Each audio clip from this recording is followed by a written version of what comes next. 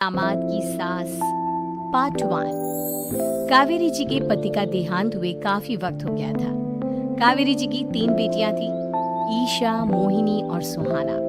तीनों ही काफी होशियार और नौकरी करने वाली थी, लेकिन उन तीनों से कावेरी जी इतना प्यार करती थी कि उनकी शादी की उम्र होने पर भी उन्हें पराये घर भेजने का उनका मन ही नहीं हुआ।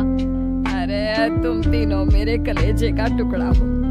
जब भी तुम्हारी शादी के बारे में सोचती हूँ ना, बड़ा डर लगता है। सही कहती हो मम्मी, हम भी आपसे बहुत प्यार करते हैं। हाँ, मम्मी पापा के जाने के बाद अब बिल्कुल अकेली हो गई हैं। और मम्मी, अगर हम तीनों शादी करके चले गए तो आपका ख्याल कौन रखेगा? लेकिन अपनी खुशी की वजह से मैं तुम तीनों को बिना शादी के भी तो नहीं देख सकती ना बेटा।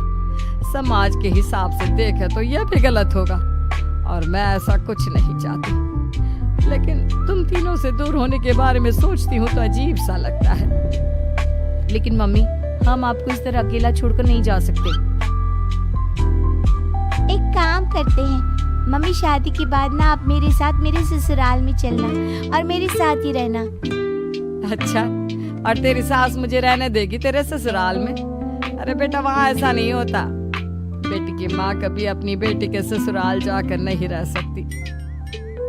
एक काम करते हैं माँ, आप ईशा और सुहानी की शादी कर दीजिए और मैं हमेशा आपका बेटा बनकर आपके साथ ही रहूंगी। मुझे नहीं करनी शादी। अरे मेरी बेटियां मुझसे कितना प्यार करती है, मेरी वजह से अपनी पूरी जिंदगी दांव पर लगाने को तैयार है। लेकिन मैंने ना इससे भी एक अच्छा उपाय सोचा है। क्या मम्मी?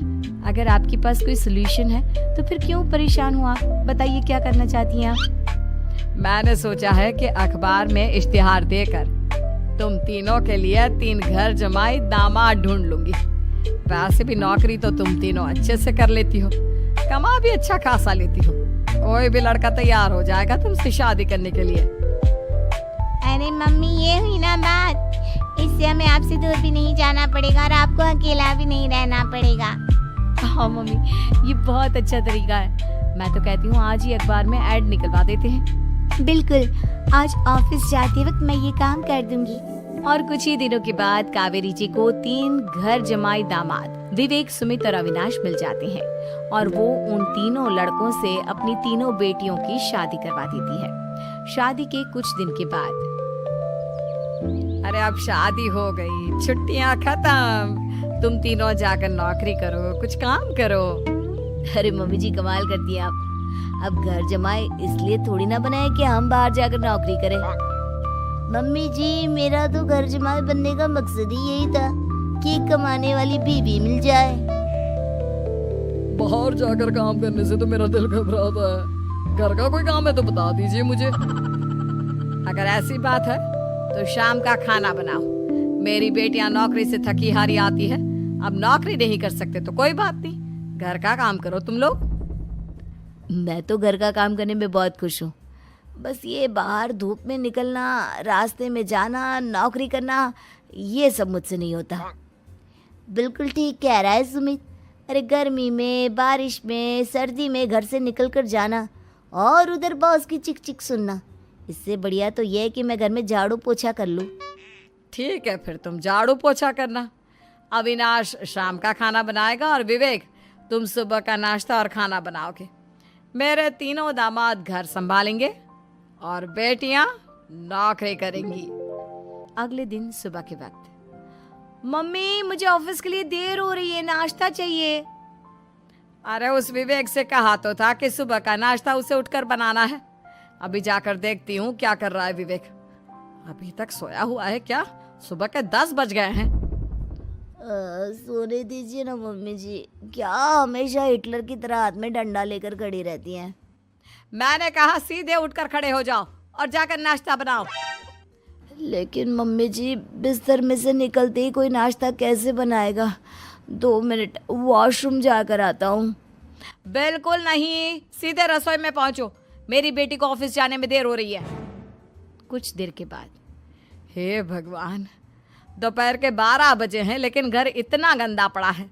सुमित से कहा था मैंने समय पर झाड़ू पोछा कर देना। सुमित, कहाँ हो तुम? क्या हुआ मम्मी जी? सुबह की चाय तो पीने दीजिए।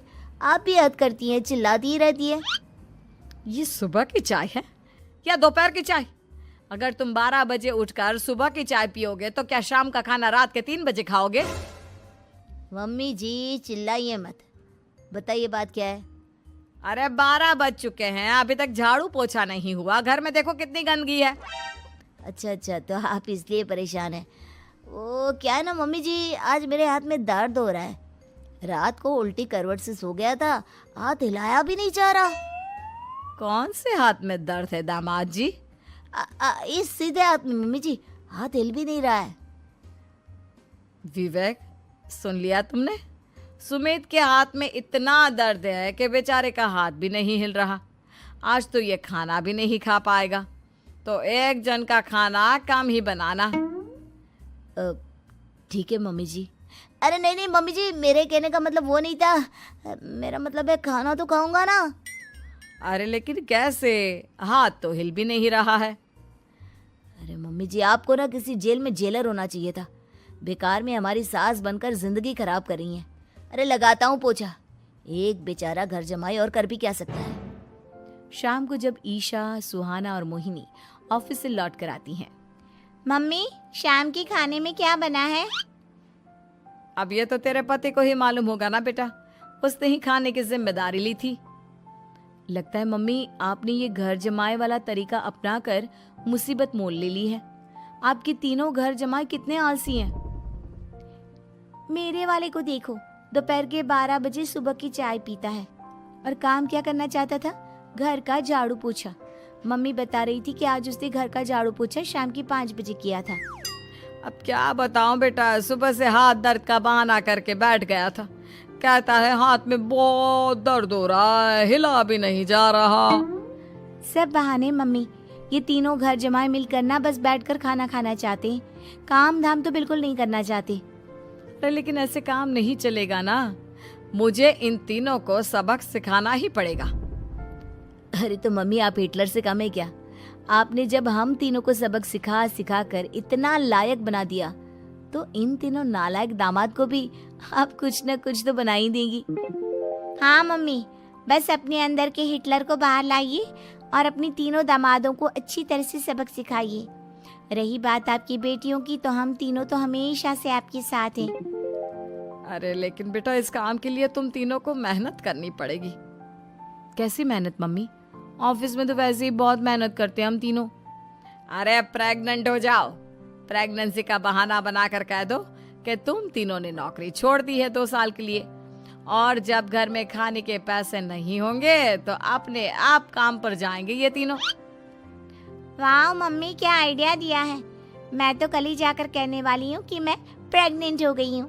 फिर देखना कैसे मेरा पति अविनाश भाग भाग कर काम पर लग जाएगा। और फिर 2 दिन के बाद, सुमित, मैं ना प्रेग्नेंट हूँ और इसलिए अगले 2 साल के लिए मैंने अपनी जॉब छोड़ने का फैसला ले लिया है। विवेक, पापा बनने वाले हो तुम। अब से ना तुम्हें ऑफिस जाना होगा, क्योंकि मैं तो 2 साल के लिए छुट्टी पर चली गई हूँ। अविनाश, अब तुम्हें जिम्मेदारी संभाल लेनी चाहिए, वरना ये घर कैसे चलेगा। हम दोनों मम्मी पापा बनने वाले हैं। लेकिन कावेरी के तीनों आलसी दामादों पर अपनी बीवियों की बात का कोई असर नहीं हुआ। धीरे धीरे कावेरी जी को चिंता होने लगी, क्योंकि उनके प्लान के हिसाब से तीनों बेटियों ने ऑफिस जाना बंद कर दिया था। आखिर क्या तरीका अपनाएंगी कावेरी अपने आलसी दामादों को काम करना सिखाने के लिए? जानने के लिए सुनिए इस कहानी का पार्ट 2।